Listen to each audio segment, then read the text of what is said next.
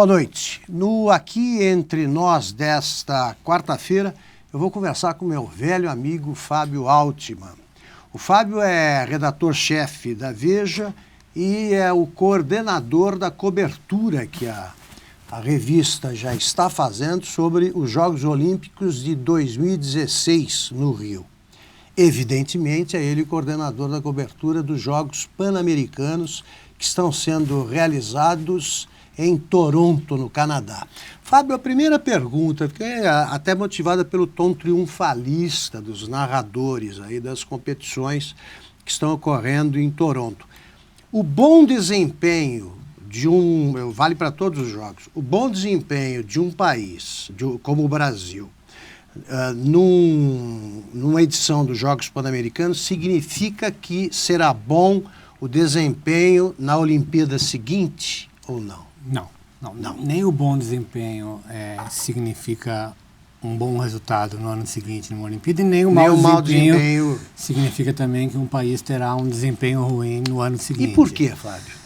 Na verdade, assim, sobretudo hoje em dia, em edições muito antigas de Pan-Americanos, como a oferta de competições era menor, você até via mesmo americanos, mesmo de países da Europa, você via até grandes atletas que participam, desculpa, Europa não, né, obviamente. Claro. De Estados Unidos e países americanos, do claro, continente americano, que competiam no Pan-Americano, depois iam às Olimpíadas. Hoje em dia, como a oferta é muito grande, o calendário esportivo, sobretudo de esportes como atletismo, como basquete, então o Pan-Americano ele acaba espremido entre competições de maior importância. Por exemplo, campeonatos mundiais. Campeonatos mundiais. Agora, em agosto, vai haver o Campeonato Mundial de Natação. Portanto, os principais atletas brasileiros, americanos, canadenses de natação não estão César Cielo, no Pan-Americano. César Cielo é um exemplo.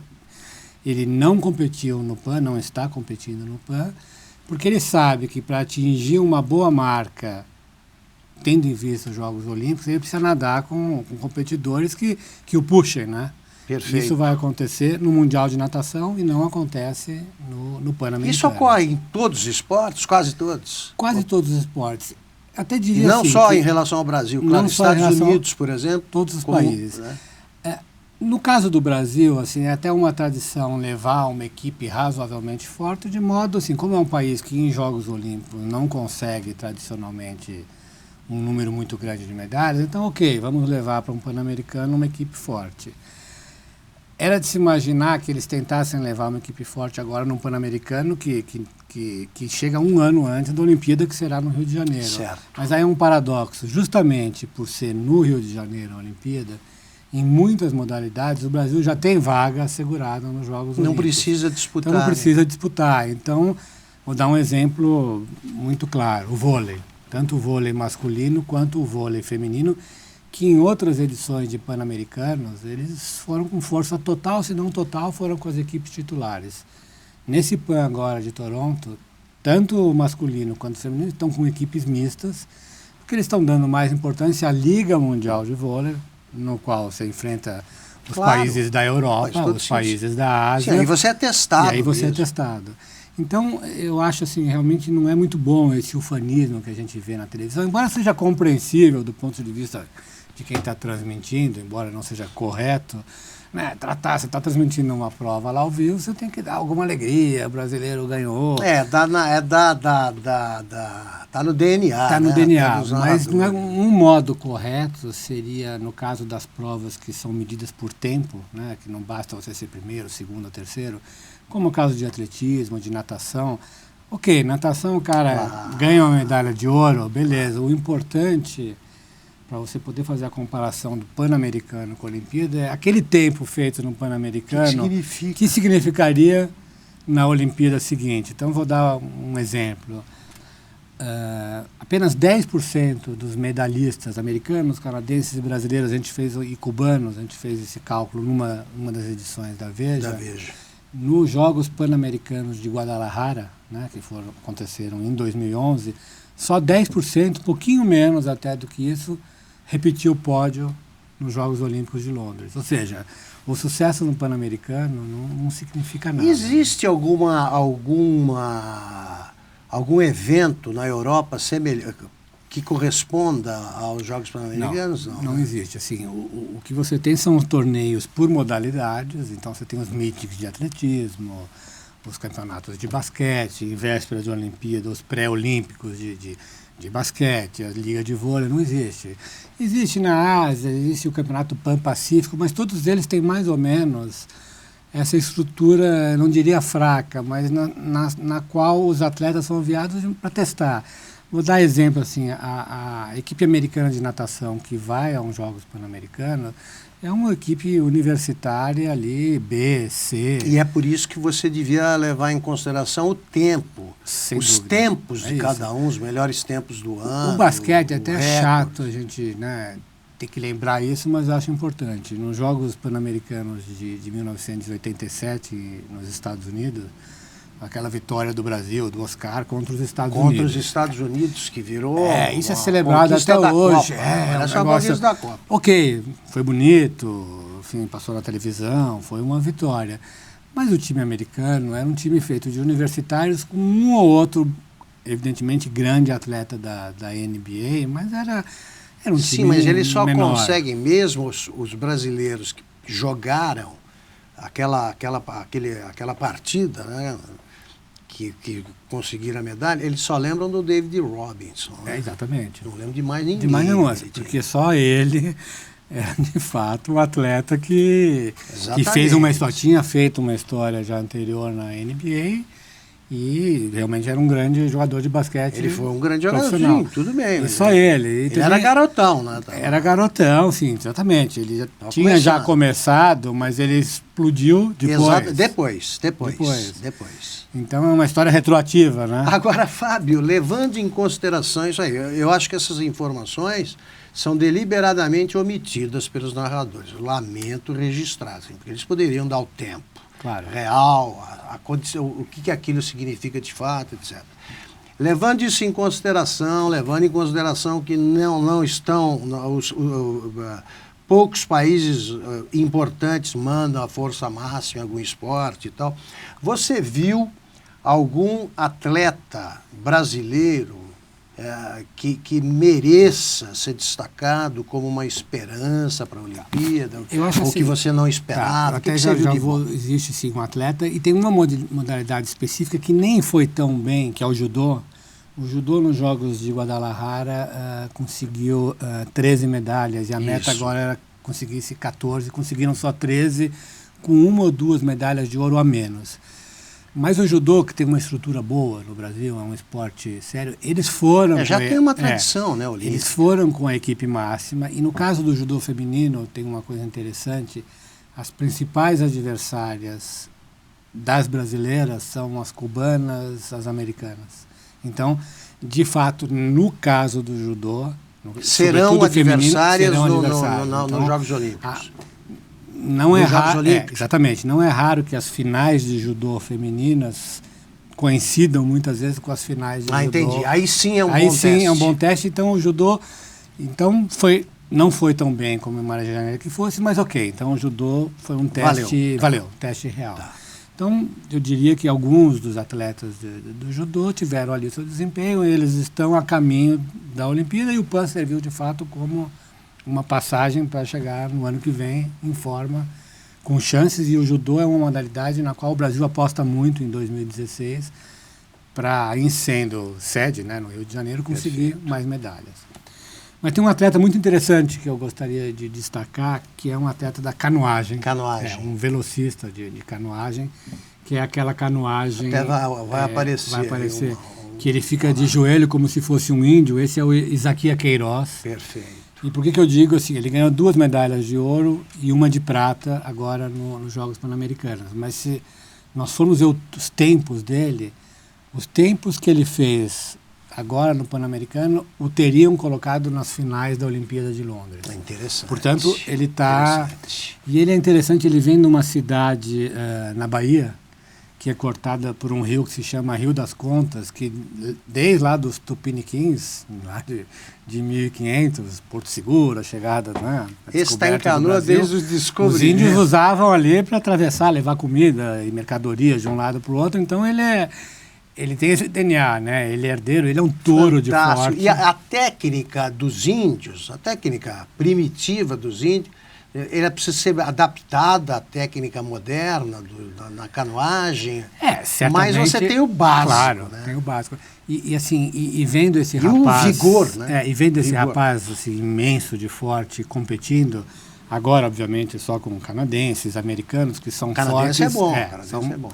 São países tradicionalmente fortes, mas quando ele faz com europeus, né, em competições, obviamente, antes do Pan-Americano, sobretudo com alemães, que são os grandes nomes da canoagem. Ele já venceu os alemães. E é um espanto, assim, assustador, porque, enfim, vem de um país que você não imagina, né, que fosse ter um atleta de nível nesse esporte que praticamente inexiste aqui. Então, esse acho um nome muito interessante, é um personagem interessante, é um sujeito bem simples, bem simplório, de uma cidade que, então, lá atrás já tinha... é ótima, né? E as provas de canoagem começaram a ser feitas nessa cidade de onde ele vem, na margem do Rio das Contas, na Bahia. Enfim, então tem uma geração, um grupo de atletas que veio de lá. É possível que ele ganhe uma medalha na Olimpíada. É difícil, porque, volto a insistir, ele vai ter os europeus ali... Mas pode ser até. Mas pode ser. Então, agora, isso aí me reforça a tese que eu fico martelando aí há tempos, que o campeão esportivo brasileiro, ele consegue medalhas apesar do Brasil, né? Apesar do Brasil. Porque se não foi preparado... Em quase todas as modalidades, bom, como a gente sabe, salvo o futebol, né, que tem, apesar da corrupção, da roubalheira, tem dinheiro e, portanto, ele anda e todo mundo joga, em milhões de praticantes. Os outros esportes, a grande maioria, talvez o vôlei, o judô tem algum dinheiro, mas boa parte dos esportes são feitos, né, assim, mambembe, né? Mambembe. Tem um menino cujo resultado não é espetacular, mas que ganhou a prova de tiro, que ele treina no quintal da casa dele. Assim, literalmente no quintal da casa dele. Mede lá a distância do alvo e tal, enfim. O Cielo, ele cunhou a palavra patrocínio, né? É isso. Ele, quando ganhou a medalha de ouro, ele ainda era sustentado pelos pais. Até uma ressalva, nesse ano especificamente, como tem a Olimpíada no Rio... Aumentou. Então aumentou, tem uma organização, acho que até bem decente, de modo a fazer com que o Brasil suba no quadro de medalhas no ano que vem, que isso é fundamental, né? Na história das Olimpíadas, talvez, mesmo a Grécia, nos Jogos de Atenas, deu um salto, mas todos os outros, né, países que não são países de primeiríssima linha, deram um salto, o caso da Austrália. A Austrália deu um salto, então o Brasil tem a obrigação de dar esse salto, e é difícil, porque... Para o Brasil conseguir, nos Jogos Olímpicos do Rio, chegar no patamar que se pretende, ele precisa ganhar, acho que mais 15 medalhas em relação ao que tem conquistado nas últimas Olimpíadas. Você acha que vai conseguir? Não. Mudou alguma coisa na política olímpica? Não mudou, mas para conseguir isso, tem um agravante, é preciso ganhar medalha em esportes onde nunca se ganhou medalha. Então tem uma dificuldade. Porque se fizeram esse cálculo baseados em quê? Baseado... Os cartolas olímpicos. Fizeram baseado, assim, inicialmente, primeiro no histórico, ou seja, então, inicialmente, as modalidades que já vêm ganhando medalha. Então, você tem o judô. Sempre calculando o judô tradicional, ganhou 5, 6 na Olimpíada passada, como é no Brasil, põe um pouco mais aqui, deve ganhar. Pegaram iatismo, que sempre ganha, os vôleis todos, né, masculino, feminino, de quadra e de praia. Vai ganhar outra vez. E uma aposta... Você só calcula por vitória, né? Nunca depois, vai perder. É uma coisa que é inteligente, eu diria, assim, que alguns esportes dão muito medalha. Assim, se você ganhar no vôlei, você ganhou uma medalha, certo? O vôlei, sim. No quadro, uma medalha de ouro, uma de prata, uma de bronze. Em modalidades como boxe, como judô, taekwondo, que são vários pesos, você ganha várias medalhas. O que Cuba faz, por exemplo? Cuba está na frente do Brasil no Pan-Americano também. O Brasil está em quinto. O Brasil está em quinto, né? Acho que Cuba hoje já está em terceiro ou quarto. Em número de medalhas de ouro tinha mais que o Brasil. O que eles fazem? Apostam nessas modalidades que entregam muitas medalhas. Aí você vai subindo no ranking. E o Brasil vai para o esporte coletivo. Então o Brasil está fazendo isso de alguma forma também, olhando para os Jogos Olímpicos. Agora, Fábio, antes, uma pergunta. Faz sentido levar uma delegação com 600 integrantes? É mais ou menos isso, né? É muita Por que gente. tanta gente? É muita gente. gente. Assim, normalmente se leva mais gente para o PAN do que para a Olimpíada porque é mais barato, enfim, né? É mais perto. É mais perto. Certo? Então Viagem, você não tem que ir para a Austrália, não tem que ir para a China. Então é por aqui. Tá? Então é mais perto, é mais barato.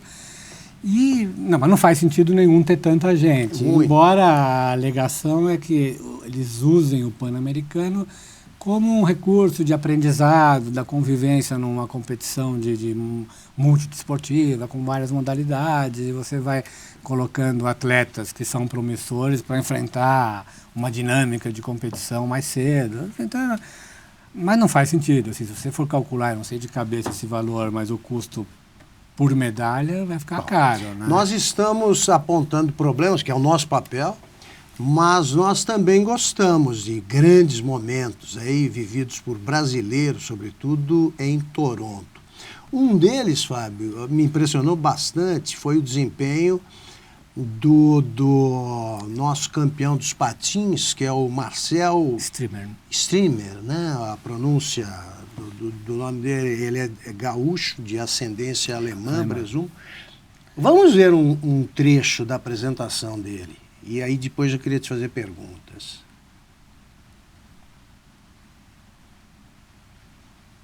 Quer dizer, é uma coisa fantástica, né? Há um momento que você parece não enxergar o corpo dele girando em torno dele próprio. Esse.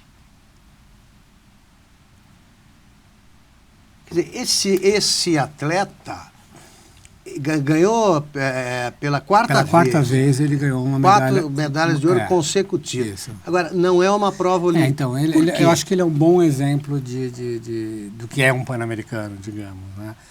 Atleta de imenso sucesso em Pan-Americano, mas essa modalidade, a patinação artística, não existe em Jogos Olímpicos. Ela não existe porque o Comitê Olímpico Internacional tem uma série de critérios muito rigorosos para que um esporte seja adotado como um esporte olímpico.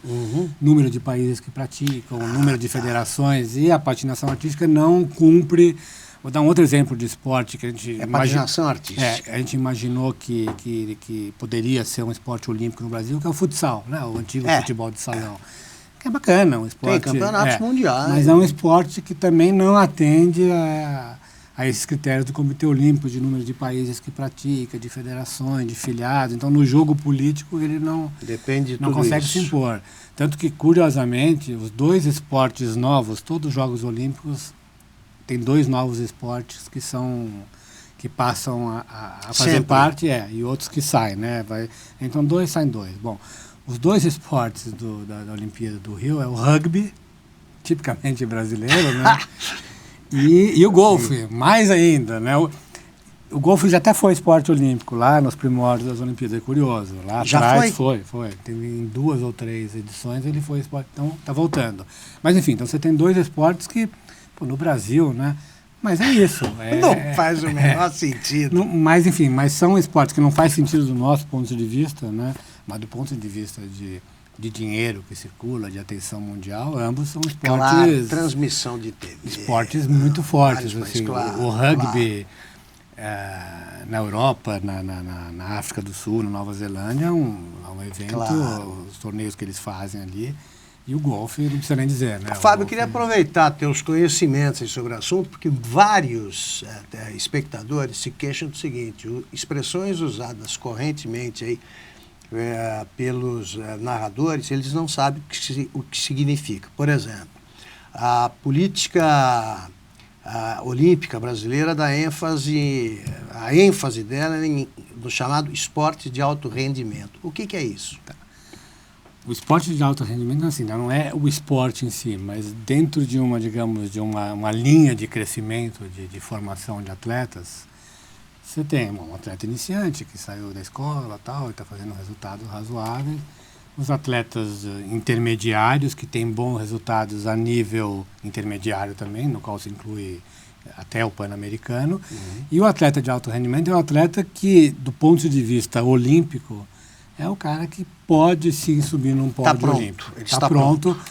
E então é isso. Então, assim, o alto rendimento, e esses caras, o que se exige na formação deles, né? Depois deles passarem essas etapas de crescimento, eles precisam estar sempre em alto rendimento.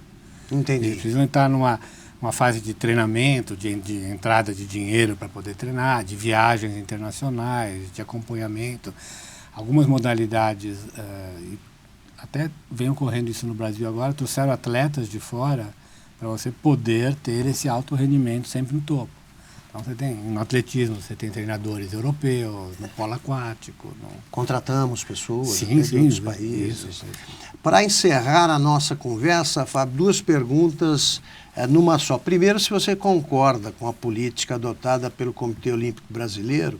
E segundo, se é possível já fazer alguma previsão, desde já, sobre o desempenho do Brasil nos Jogos Olímpicos do Rio, né? Que segundo os ufanistas militantes seria um espetáculo e tal. Isso aí, a conversa inicial, né? Logo depois que se soube que o Rio seria a sede. O que você tem a dizer? Eu só queria fazer só uma ressalva antes, assim, a gente tende a confundir, eu mesmo, todos nós, a organização da Olimpíada. Isso é uma coisa. É uma coisa com a preparação esportiva. Sobre a organização da Olimpíada, eu tenho dúvidas, assim, do que de fato vai acontecer.